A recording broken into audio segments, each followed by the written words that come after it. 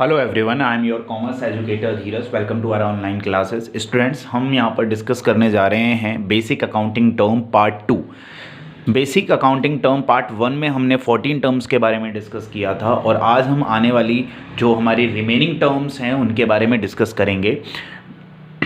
15 goods, creditors, debtors and purchase, sales return and purchase return. इन terms को, जो 6 और 7 टर्म्स हैं, इनको अंडरस्टैंड करने के लिए हम एक सिंपल एग्जांपल के थ्रू इसको अंडरस्टैंड करेंगे। फॉर एग्जांपल, आप क्लोथ डीलर हो, ये आपकी ऑर्गेनाइजेशन है, आप क्लोथ डीलर हो।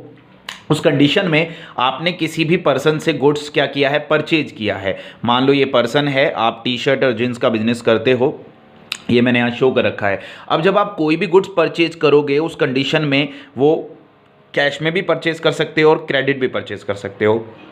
अगर आपने कोई भी गुड्स परचेज किया है और वो ऑन क्रेडिट किया है, क्रेडिट का मतलब यहाँ पर उधार होता है, कैश का मतलब यहाँ नगद होता है। अगर आपने गुड्स कैश में परचेज किया है तो कोई प्रॉब्लम नहीं है, बट अगर आपने गुड्स क्रेडिट पे परचेज किया है तो जो ये पर्सन होता है जिससे भी आपने गुड्स परचेज किया है वो क्रेडिटर्स कहलाता है। क्लियर है यहाँ तक? और कैश में परचेज किया है तो ऑब्वियसली बात है, वो उसको अपन कैश दे दिया और अपने गुड्स को ले लिया है। कोई प्रॉब्लम यहाँ तक? यहाँ पर जो टी शर्ट एंड जींस है वो हमारा गुड्स है। जिस चीज़ का भी हम बिजनेस करते हैं वो हमारे लिए उसका क्या होता है, वो गुड्स होता है, जिसमें भी हम डील करते हैं। जो भी गुड्स मैंने परचेज किया, इस गुड्स को मैं क्या करूँगा, सेल करूँगा, रीसेल करूँगा। तो यहाँ पर मैंने, ये पर्सन है, इस पर्सन को मैंने गुड्स सोल्ड किया है। अब ये कैश में भी हो सकता है और क्रेडिट भी हो सकता है। अगर मैंने इसको गुड्स क्रेडिट में सोल्ड किया है, क्रेडिट का मतलब उधार में अगर मैंने इस गुड्स को सोल्ड किया है तो ये पर्सन डेटर कहलाएगा। क्लियर है? और अगर कैश में किया है तो मैं इससे कैश कलेक्ट कर लूंगा और अपने गुड्स को इसको दे दूंगा। आई होप स्टूडेंट्स आपको यहां पर परचेज, सेल, डेटर और क्रेडिटर और गुड्स, ये 5 टर्म्स समझ में आई होंगी। 15 टर्म्स मैंने क्या इंडिकेट कराया? The product in which the business deal in, the product in which the business deal in, the item that are purchased for purpose of resale and not for use in the business are called goods.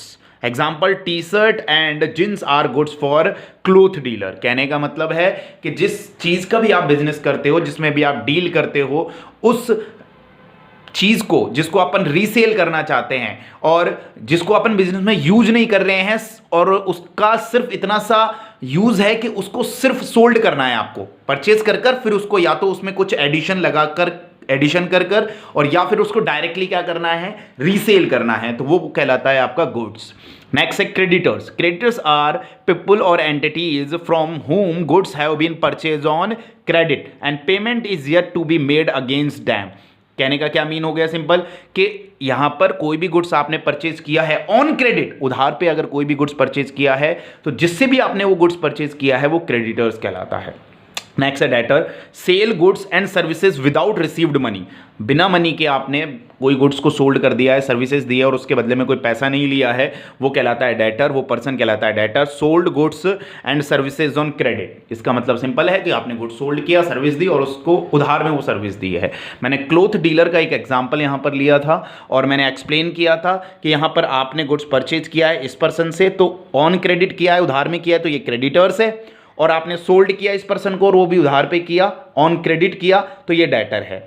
ये आपने purchase किया है तो ये purchase हुआ because of the, आपका यहाँ purpose क्या था, उस गुड्स को, रॉ मटेरियल को लेकर उसको प्रिपेयर करना, उसको मेंटेन करना, उसको बनाना और उसके बाद उसको रीसेल करना, और यहाँ सेल करने का काम था। ये मैंने एक एग्जांपल लिया था क्लोथ डीलर के बेसिस पर। अब टी शर्ट और जींस का बिजनेस किया तो T shirt and jeans are goods and creditors कौन है? क्रेडिटर्स जिनसे अपन ने गुड्स परचेज किया। डेटर कौन है? जिसको गुड्स अपन ने सोल्ड किया। कई बार ऐसा होता है कोई गुड्स जो अपन सोल्ड कर रहे हैं वो डिफेक्टिव आ जाता है, तो जब ये जो गुड्स इसने यहाँ पर लिया है, जो गुड्स अपन ने डेटर को सेल किया है, वो गुड्स ये रिटर्न कर देता है। यहाँ पर इस गुड्स को वो क्या कर रहा है, रिटर्न कर रहा है ऑर्गेनाइजेशन को, फर्म को, तो उस कंडीशन में ये कहलाती है सेल्स रिटर्न। क्योंकि कई बार रीजन होता है कोई डिफेक्टिव गुड आ जाता है या कोई भी रीजन वाइज डेटर, ये पर्सन डेटर अपने जो गुड्स है उसको रिटर्न कर देता है कंपनी को, तो ये कहलाता है सेल्स रिटर्न। अब उसी कंडीशन पर अपन भी क्या करती है, कंपनी भी क्या करती है, जिससे भी अपन ने वो गुड्स परचेज किया है उस परचेज गुड्स को रिटर्न कर देती है क्रेडिटर्स को, तो ये कहलाता है परचेज रिटर्न। इन शॉर्ट कहने का मतलब जो गुड्स आपने सोल्ड किया है वो वापस आया तो सेल्स रिटर्न, जो गुड्स आपने परचेज किया है आपने उसको भी रिटर्न कर दिया तो वो कहलाता है परचेज रिटर्न। तो हमने यहाँ पर 21 टर्म डिस्कस की है। 15 टर्म्स गुड्स थी, 16 टर्म आपकी क्रेडिटर्स थी, 17 डेटर्स थी, 18 परचेज थी, 19 सेल्स थी और 20 और 21 sales return and purchase return थी। आई होप आपको क्लियर हुआ होगा ये।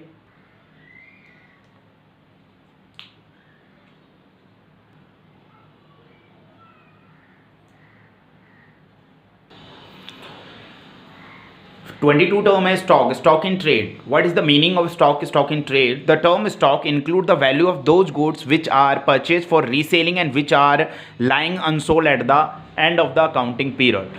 स्टॉक का मीन सिंपल सा है, कोई भी गुड्स जो आपने परचेज किया है और परचेज करने के बाद उस गुड्स को जब आपने सेल किया और सेल करने के बाद जो रिमेनिंग जो गुड्स बचता है ना, मान लो अजम्पशन करो आपने 100 बैग्स कैरी किए थे, 100 बैग्स परचेज किए थे, उसमें से 80 बैग्स आपके सोल्ड हो चुके हैं, तो जो रिमेनिंग बैग्स आपके बचे वो 20 बैग्स हैं। तो वो जो बैग्स आपके हैं वो गोडाउन में होंगे, वो जो गोडाउन में 20 बैग्स है वो कहलाता है स्टॉक इन ट्रेड स्टॉक। उसको अनसोल्ड स्टॉक भी बोलते हैं, उसको क्लोजिंग स्टॉक भी बोलते हैं। ये end of the accounting period हम चेक करते हैं।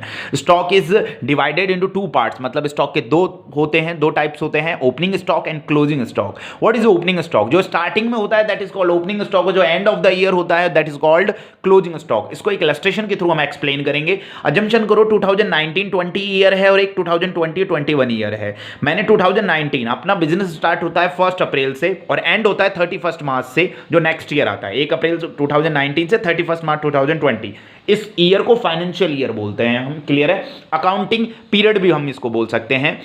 1 अप्रैल 2019 को मैंने परचेज किया 2 लाख रुपीस का गुड्स, सेल कर दिया 1,50,000 का गुड्स, तो रिमेनिंग गुड्स कितना बचा? 31 मार्च 2020 को रिमेनिंग गुड्स बचा 50,000 रुपीज। ये हमारा क्लोजिंग स्टॉक है जो 31 मार्च 2020 को है। स्टूडेंट्स डोंट फॉरगेट दैट अगर कोई भी स्टॉक है जो 31 मार्च 2020 है, तो जब नेक्स्ट ईयर आपका आएगा, आपका बिजनेस 1 ईयर में तो कंप्लीट हो नहीं जाएगा कि 1 साल में आपका बिजनेस खत्म हो जाएगा, आप नेक्स्ट ईयर भी उसी बिजनेस को कंटिन्यू करोगे। तो जो ये 31 मार्च 2020 है, जब आप इस नेक्स्ट ईयर इस बिजनेस को स्टार्ट करोगे तो डेट आएगी 1 अप्रैल 2020। 31 मार्च के बाद नेक्स्ट डे क्या आता है? 1 अप्रैल 2020। ये हमारा नेक्स्ट अकाउंटिंग पीरियड होगा, लेकिन बिजनेस तो वही है। तो यहां पर जो लास्ट के डे में हमारे पास कोई भी गुड्स बचा है, वो गुड्स जब नेक्स्ट ईयर हम लेके आते हैं तो उसको बोलते हैं ओपनिंग स्टॉक। जो लास्ट ईयर का क्लोजिंग होता है वो नेक्स्ट ईयर का ओपनिंग बन जाता है। तो 1 अप्रैल 2020 को 50,000 रुपीज यही वाला ओपनिंग स्टॉक बन जाएगा। इसको एक एग्जांपल के थ्रू भी हम एक्सप्लेन कर सकते हैं आपको। अजम्पशन करो आपका शूज की फैक्ट्री है और आप कल नाइट में 31 मार्च थी, कल नाइट 31 मार्च थी और आपने शूज की फैक्ट्री में 50,000 पेयर शूज आप लेफ्ट करके आए थे, छोड़ के आए थे वहां पर। आप अगले सुबह जाओगे तो क्या 50,000 का पेयर है जो शूज के हैं वो क्या गायब हो जाएंगे? नहीं स्टूडेंट्स, वो आपके गोडाउन में ही रहेंगे। तो नेक्स्ट डे था 1 अप्रैल 2020 और वो 50,000 के जो शूज हैं वो ओपनिंग स्टॉक यहां पर गिवन है। तो ये हमारा ओपनिंग स्टॉक होता है, ये टाइप है ओपनिंग स्टॉक का। अब फिर परचेज करेंगे, फिर सेल करेंगे और जो रिमेनिंग बचेगा उसको क्लोजिंग स्टॉक बोलेंगे, फिर नेक्स्ट ईयर ओपनिंग स्टॉक बन जाता है।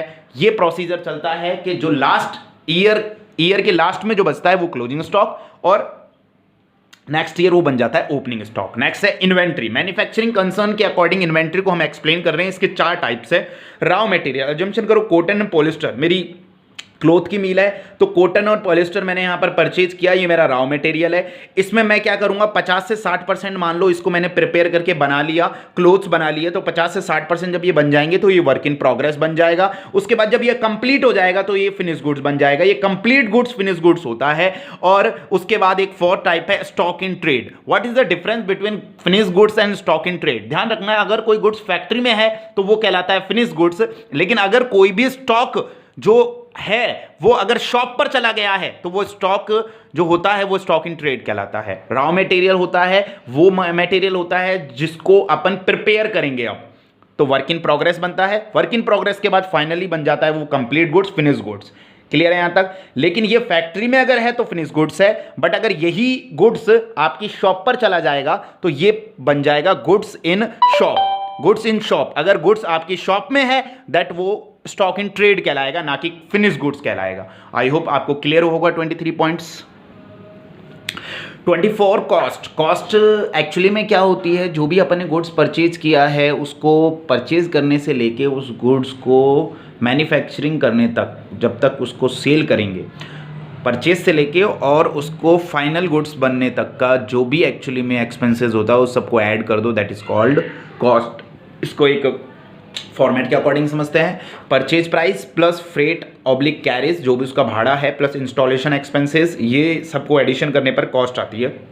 25 voucher, the documentary evidence in support of a transaction is known as voucher. Voucher क्या है, ट्रांजेक्शन के सपोर्ट में जो भी डॉक्यूमेंट्री एविडेंस है ना वो वाउचर है। जैसे मान लो कोई कैश परचेज करी आपने, कोई गुड्स जो परचेज किया है, जो भी परचेज किया वो कैश में किया है, पैसे में किया, नगद पैसा दिया और गुड्स ले लिया, या जो भी प्रोडक्ट है वो ले लिया, तो इसके लिए आपको बनाना पड़ेगा कैश मेमो।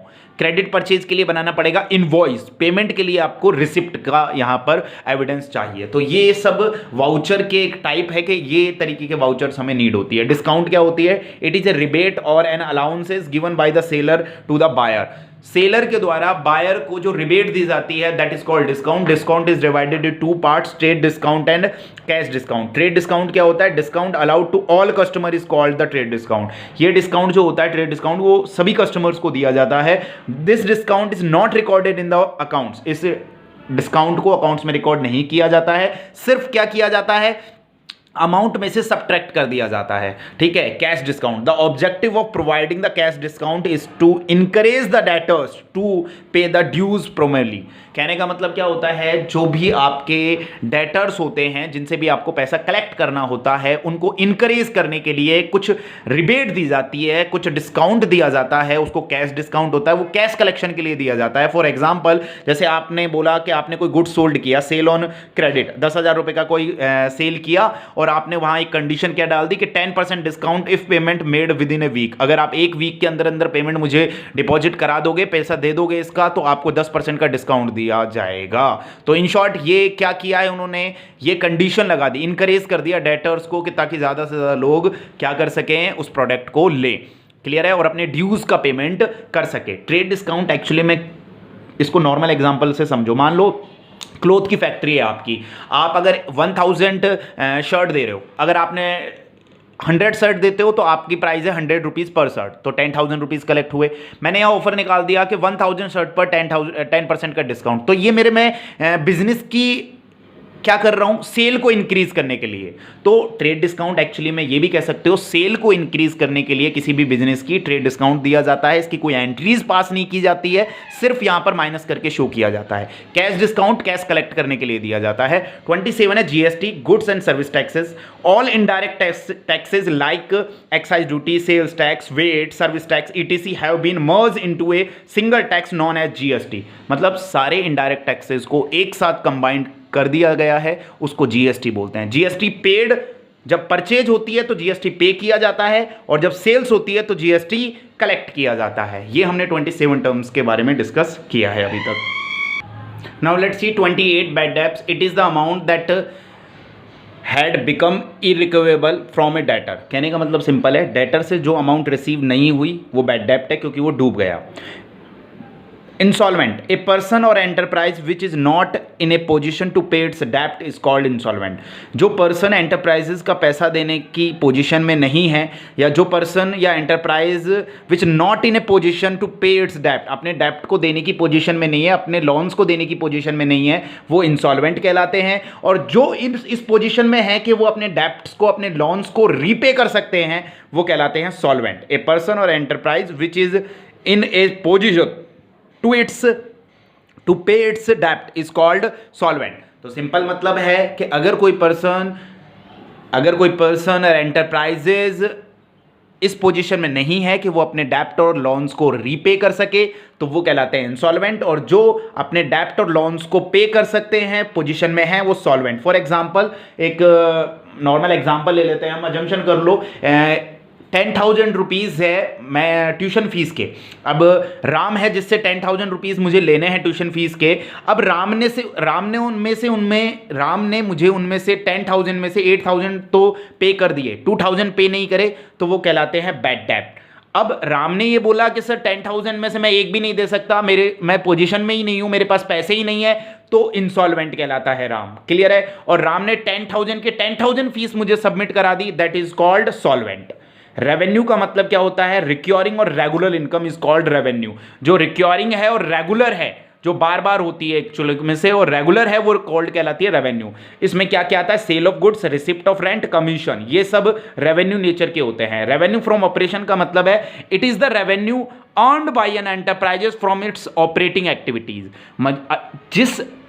जो एंटरप्राइजेस अपनी ऑपरेटिंग एक्टिविटी से कोई रेवेन्यू जनरेट करता है, रेवेन्यू अर्न करता है, वो रेवेन्यू फ्रॉम ऑपरेशन है। फॉर एग्जांपल, मान लो मैं एसी मैन्युफैक्चरिंग कंपनी हूं, मेरी जो मैन्युफैक्चरिंग कंपनी है वो एसी बनाती है, तो एसी मेरा रेवेन्यू फ्रॉम ऑपरेशन है, क्योंकि मेरी जो एंटरप्राइजेज है वो एसी की है और एसी बनाने का मेरा काम है। तो एसी से मुझे जो इनकम होगी, उसकी जो ऑपरेटिंग एक्टिविटीज से मुझे जो इनकम होगी, that is called revenue from operation. Turnover means total sales made in a particular period की टोटल सेल्स जो होती है वो टर्नओवर होती है। Livestock, domestic animals such as cattle, horses are known as livestock. Livestock क्या होता है? जो भी हॉर्सेज होते हैं, डोमेस्टिक एनिमल्स होते हैं, कैटल्स होती हैं, वही क्या कहलाते हैं? लाइव स्टॉक कहलाते हैं। Thank you so much students. इसी के साथ आपकी बेसिक अकाउंटिंग टर्म्स कंप्लीट हुई है 34। वैसे बेसिक अकाउंटिंग टर्म कोई 34 नहीं है, ये और भी अपन आगे इसको डिस्कस कर सकते हैं, लेकिन मेनली आपके यही काम आती हैं, और बाकी जो काम आएंगे वो आगे हम डिस्कस करते रहेंगे रेगुलरली चैप्टर्स में। ये आपके लिए हेल्पफुल है जब आप कोई भी अकाउंटिंग करोगे किसी भी कॉन्सेप्ट की, तो वहां ये टर्म्स को आना आपको कंपलसरी था, तो मैंने 34 टर्म्स को एक्सप्लेन किया है। आगे आने वाली टर्म्स को हम चैप्टर के साथ साथ भी आपको क्या करेंगे, बताते रहेंगे, जिससे आपको ये टर्म्स भी समझ में आ जाए। इसी के साथ बेसिक अकाउंटिंग टर्म का पार्ट 2 कंप्लीट होता है और चैप्टर 2 भी कंप्लीट होता है। Thank you so much.